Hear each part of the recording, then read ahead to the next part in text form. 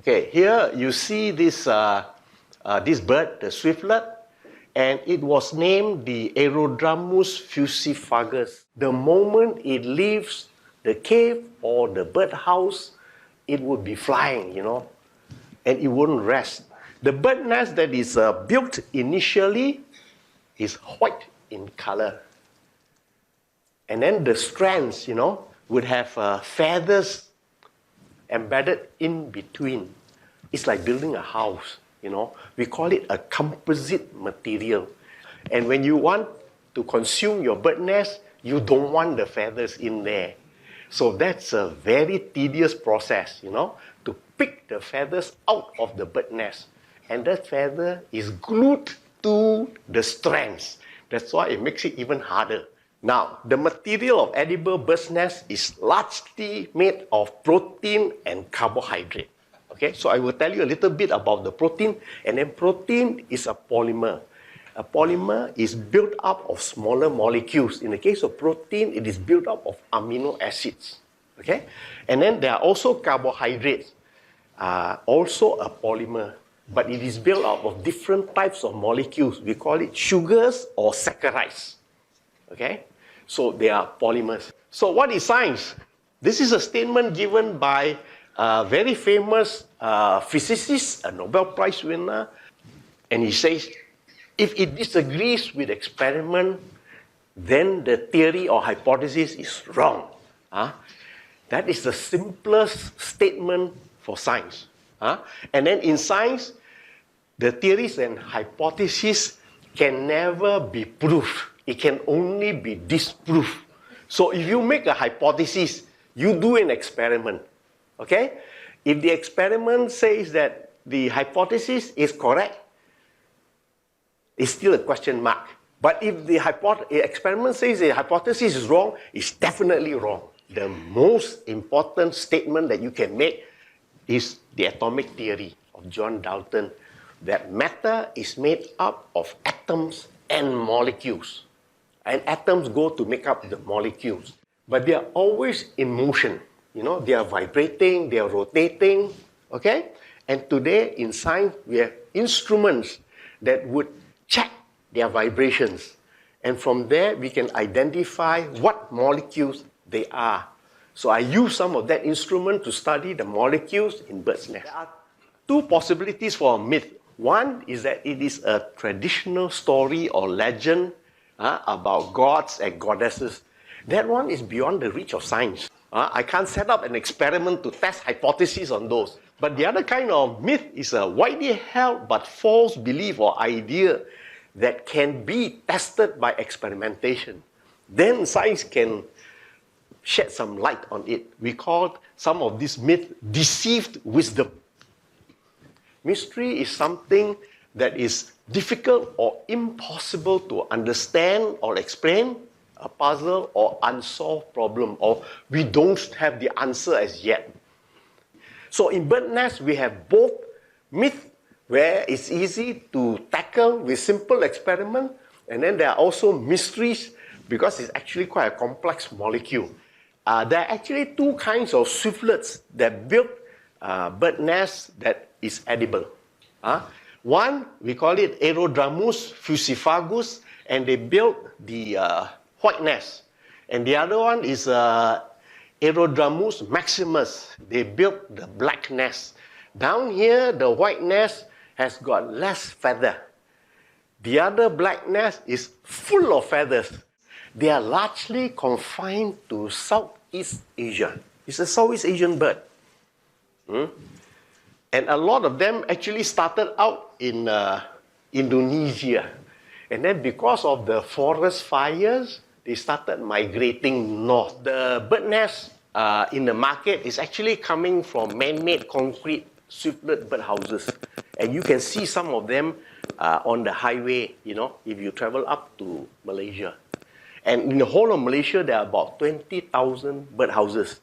And if estimate those in Indonesia and Malaysia combined, it's about 200,000. Indonesia produces about 90% of the world market for bird nests. So the end result is that, you're going to make bird nest soup, right? It is highly desired by both ladies and gentlemen because it's believed to have aphrodisiac and medicinal qualities. And it can restore your health. It's a restorative medicine. These are all beliefs, you know. So we call bird nest a nutraceutical or functional food. Now, the first legend. This is the one well known to the Chinese. Admiral Zheng He and bird's nest. Maybe his sailors had not tasted, so when he came to Southeast Asia, maybe somewhere in Borneo or places like this, so he saw those bird nests on the cliff. Naturally, he would tell the sailors, go and collect. Okay? So they took some of, the legend says that they took some of the bird nests and then their health improved tremendously. The other myth that we hear a lot about is bird's nest is built with swiftlet's saliva.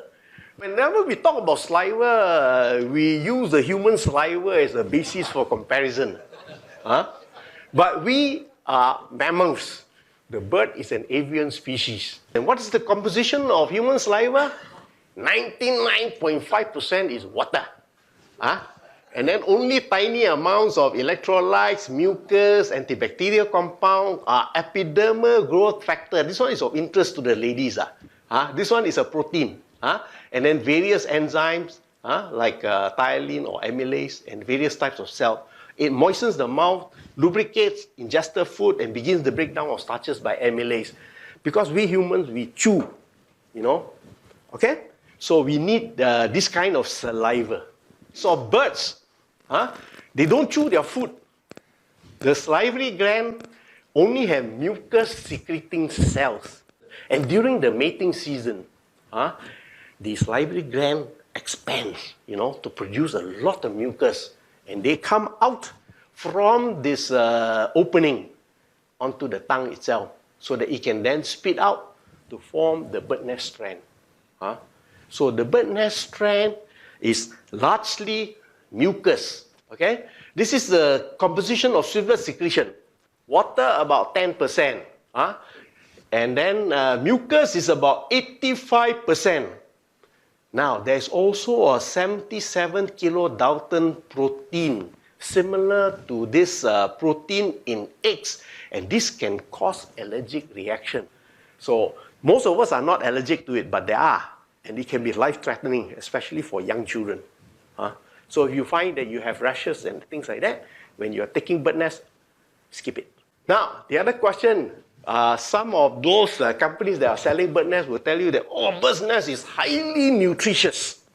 The first PhD thesis on Chinese edible bird's nest was published in 1918 by a female Chinese doing her PhD at the University of Chicago. She says that the bird nest strands is made of a substance we call a glycoprotein. It's a combination of protein and carbohydrates.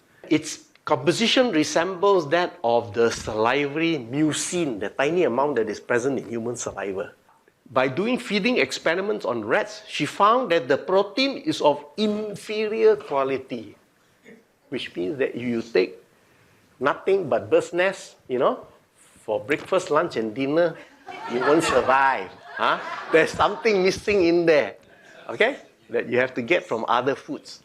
Now, if you look at the essential amino acids in edible bird's nest, you find that tryptophan is missing. This is an essential amino acid that you may get from vegetables and from meat. And then tryptophan, we know that is a precursor for serotonin, melatonin, and vitamin B3. Serotonin makes you feel happy. And then melatonin regulates your sleep cycle. Okay? And the vitamin B3 is for your central nervous system. So tryptophan is a very important, essential amino acid. It's not made by your body. Now, the other myth that has been around is red bird's nest is better than white bird's nest. I would say better avoid. I will show you why you should avoid. In fact, the red bird's nest is inferior to white bird's nest. If you fumigate the white bird's nest with nitrous acid very easy to generate in the laboratory. Then you find that the white bird's nest slowly changes to red, from white to red. And then we look at the protein, because we are supposed to think at the molecular level. And then we look through the list. It has got the tyrosine in there on the protein backbone. 1 in every 10 amino acid is a tyrosine. Actually, tyrosine is very important. Tyrosine is very reactive to nitrogen species. And where does the reactive nitrogen species come from? It's actually vapor from the bird feces in those bird houses with red bird's nests, China banned sale of bird nests in 2011. Why? Because they discovered that the red bird nest has a lot of nitrite and nitrate. Even the white one would have some nitrite and nitrate. Because they never clean the bird houses. And you don't clean the bird houses. Why? Because the bird doesn't want it to be clean. Too clean is no good for the bird. But just looking at the environment that it is staying in, it must be protecting the eyes as well. Must be the glycoprotein doing some wonders. So the belief that it's good for the skin, maybe some truth to it.